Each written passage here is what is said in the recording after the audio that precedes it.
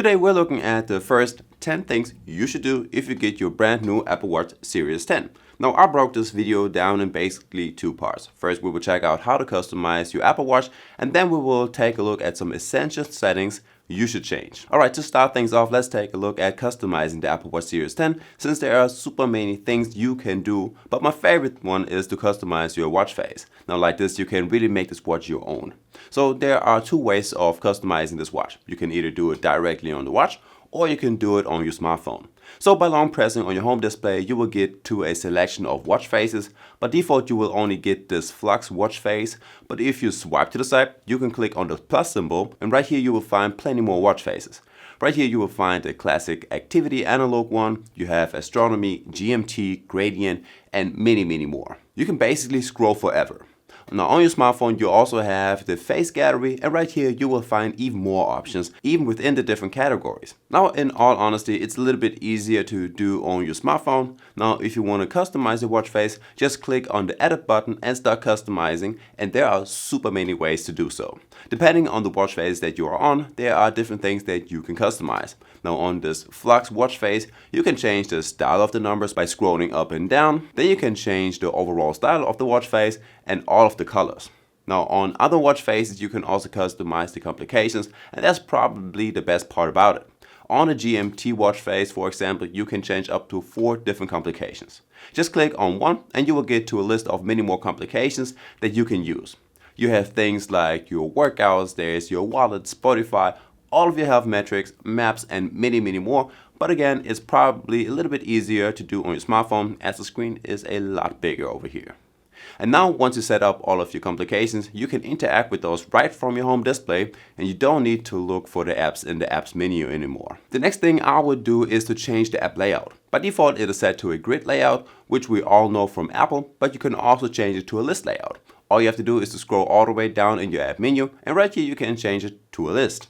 Now the app list will start with an A and ends with a Z. What I would also do on the grid layout is to reorder the apps, so I have the ones that I'm using most often on the top. For that, just long press on the screen and then drag and drop an app to a new place. Something else that is also very important to me is the watch orientation. Now this one will basically flip the screen upside down, so you first can decide if you want to wear your watch on the left wrist or on the right wrist, and then you can also change the position of the crown. Since I'm a lefty, I always wear my watch on the right side, and I also want to wear my crown on the right side.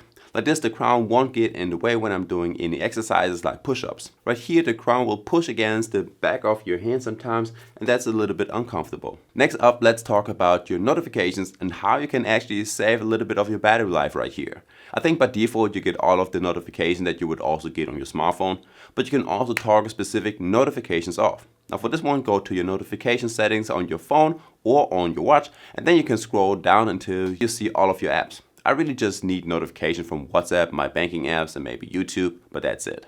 I can turn off everything else, which again saves a lot of battery life because the watch doesn't light up every 5 minutes, and I'm more concentrated when I'm working since I really only get the necessary stuff, and then I can still decide if I actually want to respond to any messages. I also like to keep the notifications indicator on, which is the red dot when you have unread notifications. Another feature that is turned on by default is the always on display mode. I think it's one of the best features that you can have on a smartwatch, even though this will cut your battery life in half. First of all, you always see your time and you don't have to flick your wrist, and then you get to your apps a little bit faster as well. Plus everyone else that is looking at your Apple Watch sees your cool new watch face. I would also suggest changing the text size and the brightness level of the watch. As for the brightness, I will stick to the medium settings as it's a very good mix. You get more out of your battery life and you still see everything on your display, as this watch has a max brightness of 2000 nits. Also depending on your eyesight, I would go with the smallest text size. It's still big enough to read, and since you go with the smallest one, you see a little bit more text on your messages.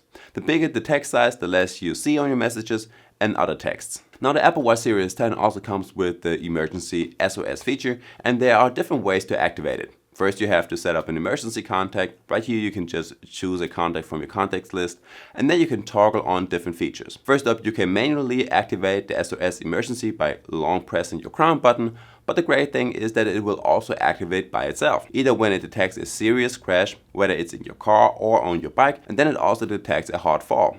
I would also suggest keeping it always on and not only during your workouts, since a lot of accidents happen when you're not actively doing a workout on your smartwatch. I also think there is a best way to reply to messages and to use Siri. I mean, you can go with the Hi Siri thing, but by pressing the button, it goes a lot faster, and sometimes Siri is just not listening.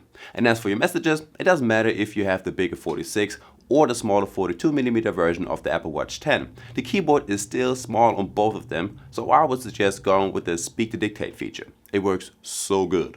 It gets what you're saying super fast, you have no spelling errors, and I really think that this is the correct way to respond to your messages. Another feature that could cost you some battery life is the background app refresh. It's okay to have it toggled on for a couple of apps that you use the most, but you don't need it for every single app that you have on your smartwatch. Just turn those off in your general settings and you will have a longer battery life. As for last, I got a little tip for you guys, and that's how to quickly switch between your apps on the watch. This feature used to be on your lower button, but now you have to double press your crown and it will open up a list with all of your open apps. And from over here you can quickly switch between your apps, but you can also close these apps right over here if you swipe to the left and press the red X button.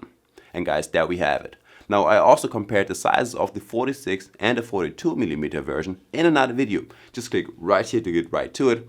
And I guess with that one being said, I will see you in the next one. Peace.